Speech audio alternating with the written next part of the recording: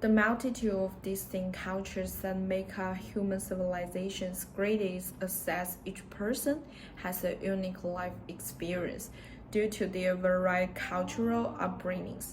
Music, language, books, and many other things can be used to define culture, which is broad.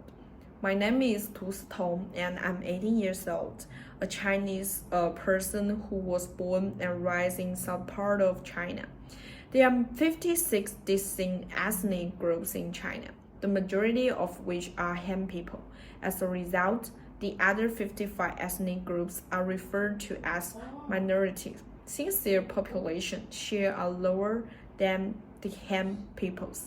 Thereafter, I belong to Han Nation, and while there are many cultural similarities between Han Nation and other ethnic groups, in the great majority of cases, there are also some differences, say from linguistic and lexical. Let's move on to the impact of class and gender. Most of the things that woman is this world of men debating it are in some way unfair, and most of us have few options.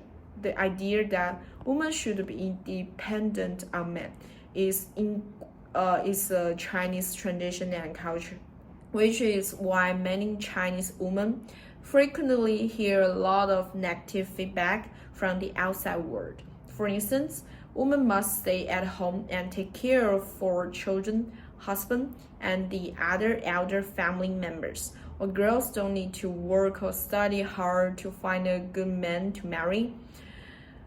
I'm lucky. Actually, my upbringing and family environment have given me a lot of options to provide an opportunity for me to escape the cage.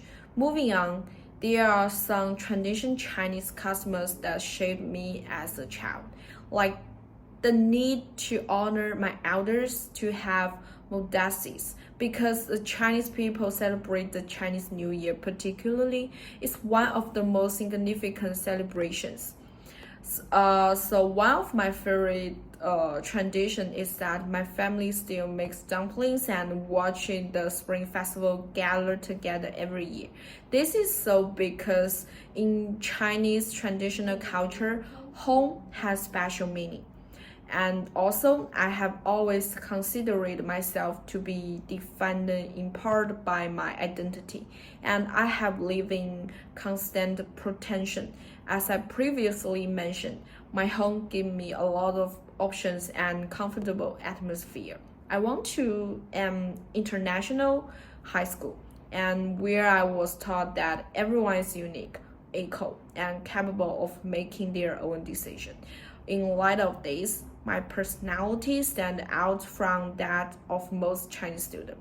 Lastly, so my period of living in Malaysia, and I have some personal feelings about the cultural background of Malaysia and China.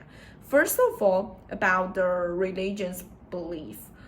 China has a variety of religion belief, and Malaysian has their own religion beliefs, such as Malay, Indian, and Chinese. Secondly, for language, is also different. And finally, for social etiquette, in Malaysian, respecting elders and treating guests is very important, which is also reflected in Chinese culture. However, there are some differences in details, such as etiquette and the way Jewish festivals are celebrated. Overall, there are many unique aspects between Malaysian culture background and the Chinese culture background. Such difference can give us a deeper understanding of different culture, tradition, and promote cultural exchange and learning. That's all my presentation. Thank you for your listening.